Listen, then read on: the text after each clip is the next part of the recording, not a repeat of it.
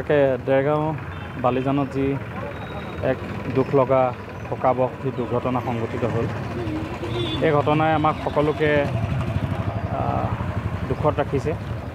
আৰু বিশেষভাৱে আমি দেখিছোঁ যে যেতিয়াৰ পৰা ফ'ৰলেনটো নিৰ্মাণ হৈছে তাৰ পাছতে বিভিন্ন ধৰণৰ ঘটনা সংঘটিত হৈ আছে, দুৰ্ঘটনা ঘটি আহিছে। বিশেষভাৱে যিটো নিৰ্মাণ কৰি থকা যিটো সংস্থা আছে, সেই সংস্থাটোৰ অকৰ্মণ্যতাৰ কাৰণে, অবিজ্ঞানসন্মতভাৱে কিছুমান কাম কৰি থকাৰ কাৰণে এনেধৰণৰ ঘটনা ঘটিছে বুলি অভিযোগ উত্থাপিত হৈছে। গতিকে যোৱাকালিও আমি 12জন মানুহক হেৰুৱাব লগা হৈছে। গতিকে সেইকাৰণে আমি তদন্তৰ দাবী জনাইছোঁ। গোটেই বিষয়টো তদন্ত কৰিব লাগে, কাৰণ নিৰ্মাণকাৰী সন্থাটোৰ এনেধৰণৰ কামৰ কাৰণেই ইয়াৰ আগতো দুৰ্ঘটনা সংঘটিত হৈছে। যোৱাকালি 12জন মানুহ মৃত্যুৰ মুখত পৰিছে। গতিকে সেইকাৰণে আমি অতি শীঘ্ৰে তদন্ত কৰিবৰ কাৰণে দাবী জনাইছোঁ।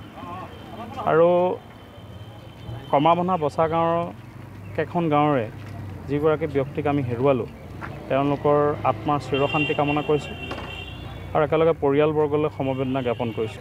হয়, আমি ছাত্ৰ সন্থাই, যোৰহাট জিলা ছাত্ৰ সন্থাই আৰু অসম সেনাই যিসকল দুৰ্ঘটনাত ইতিমধ্যেই যোৰহাট মেডিকেল হস্পিটেলত যিসকলে ভৰ্তি হৈ আছে, তেওঁলোকৰ কাৰণে যি তেজৰ প্ৰয়োজন হ'ব, সেই তেজৰ দিবৰ কাৰণে ইতিমধ্যে আমাৰ ছাত্ৰ সন্থা আৰু অসম সেনাৰ বিষয়ববীয়াসকল তালৈ গৈছে। গতিকে যেনেধৰণে পাৰি তেনেধৰণে তেখেতলোকক সহায় কৰিবৰ কাৰণে ছাত্ৰ সন্থাৰ কৰ্মকৰ্তাসকল ইতিমধ্যে তালৈ গৈছে।